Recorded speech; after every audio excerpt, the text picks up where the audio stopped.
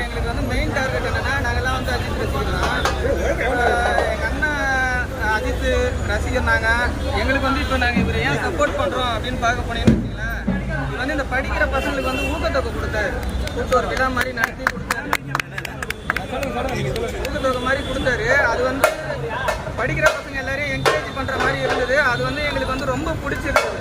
நாங்கள் ரொம்ப பிடிச்சிருந்தோம்னா அதை வந்து ஒரு இன்ட்ரெஸ்டாக சொல்லணும் அப்படின்றதுனால இந்த தாட்டி எடுத்துகிட்டு வந்தோம். அது என்ன இருக்குதுன்னா, இப்போ இவர் வந்து மேலும் மேலும் அதிகமாக இவர் வந்து பெரிய ஆளாக ஆகிட்டு வரும்போது கூட அந்த விஷயத்தை வந்து விட்டுறக்கூடாது.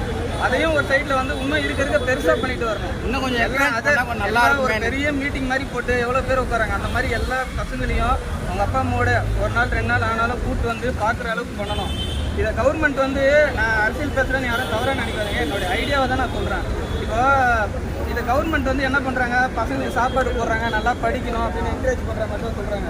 இப்போ நிறைய பேர் வந்து இந்த விஜய் சார் கூட நம்ம வந்து ஃபோட்டோ பிடிக்கலாம், ஒரு நாள் அவர் கூட இருக்கலாம் அப்படின்றது வந்து ஒரு தாட்டாக கவர்மெண்ட் ஸ்கூலில் ஒரு ஃபோட்டோவே வைக்கணுன்ற விஜய் சார் ஒரு ஃபோட்டோ ஒன்று வச்சு நீங்கள் நல்லா படிச்சிங்கன்னா விஜய் சார் கூட ஃபியூச்சரில் போய் ஃபோட்டோ பிடிக்கலாம், அவர் கூட நீங்கள் உட்காந்து பேசலாம், டிஃபன் சாப்பிடலாம் அப்படின்னா படிக்கிற பசங்க ஒரு மோட்டிவாக எடுத்துப்பாங்க அப்படின்னு ஒரு தாட்டு நான் வந்து நினைக்கிறேன். படிக்கிறதுக்கு இன்னும் கொஞ்சம் வந்து அவங்க ஒரு என்கரேஜ் ஆவானுங்க. ரெண்டாவது வந்து நான் நினைக்கிறேன் அரசியல் ரீதியாக அவங்க எப்படி எடுத்துக்கிறாங்கன்றது நம்மளுக்கு தெரியாது. நான் நல்ல தாட்டில் மட்டும்தான் நான் சொல்கிறேன். ஓகே, இந்த போர்டோட மட்டும் இல்லாமல் இதுக்கப்புறம் எனக்கு இன்னும் 2 ரிக்வெஸ்ட் இருக்குது, இன்னும் 2 இருக்குது, நான் 2 சொல்லிடுறேன். இப்போ அதுக்கு அடுத்தபடியாக பார்க்க போனால் இவர் வந்து படத்தை நான் விட்டுடுவேன், இதுக்கப்புறம் வந்து நான் படம் நடிக்க மாட்டேன்னு சொல்லியிருக்காரு. அடுத்த படம் ஒன்றே ஒன்று தான் நடிப்பேன்னு சொல்கிறார். இப்போ என்னுடைய ஒரு ரிக்வெஸ்ட் என்னன்னா, இவர் வந்து ரெகுலராக படம் நடிக்கணும், வருஷத்துக்கு ஒரு படமாவது நடிக்கணும் அப்படின்றது நான் எங்கள் அண்ணன் சார்பாகவே நான் கேட்டு சொல்லிக்கிறேன்.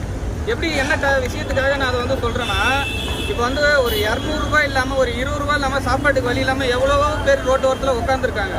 ஓகேவா, இவர் நடிக்கிற காசில் ஒரு பாதியாவது அந்த மக்களுக்கு கொடுக்கலாமே, அதுக்காக அவர் நடிக்கிறதா எடுத்துக்கலாமே. எதுக்கு வந்து அவர் 200 கோடி சும்மா வருமா?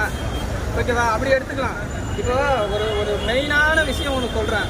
நம்ம சென்ட்ரல் இருக்குது, சென்ட்ரல் பக்கத்தில் வந்து ரிப்பன் பில்டிங் இருக்குல்ல, அங்கே வந்து கண்ணப்பன் திடல் அப்படின்னு ஒன்று இருக்குது.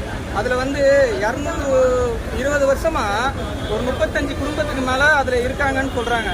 ஒரு 135 குடும்பம் 135 குடும்பம் இருக்காங்க. அதில் வந்து அவங்களுக்கு சாப்பிட்றதுக்கு வழி இல்லை, ஒரு ரெகுலரான வந்து யூஸ் பண்ணுறதுக்கு ஒரு டாய்லெட் இல்லை, வீடு வசதி இல்லை அப்படின்லான்றாங்க. இவர் அடுத்த படம் இவர் நடித்து அவங்களுக்காக கூட அந்த காசை கொடுக்கலாம், ஒரு வீடை கட்டி கொடுக்கலாம்.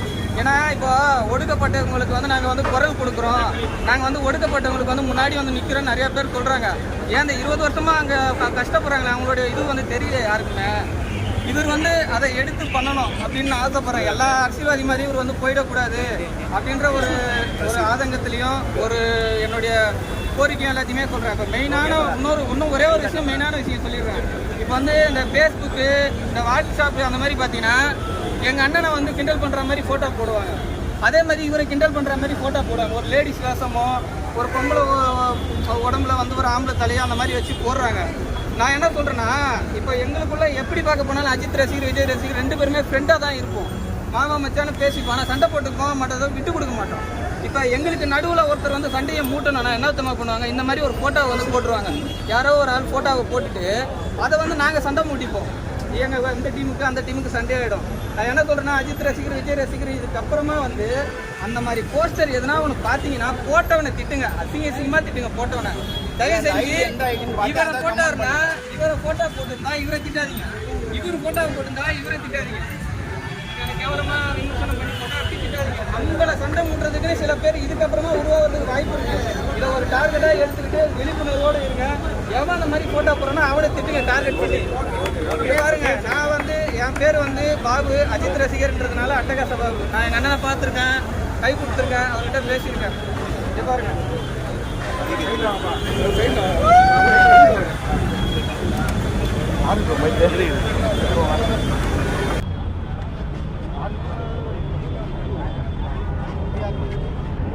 தயவு செஞ்சு நான் வந்து ஒரு நல்ல விஷயத்துக்காக தான் இதை பேசுகிறேன். நீங்கள் அதே மோட்டிவில் எடுத்துகிட்டு போங்க.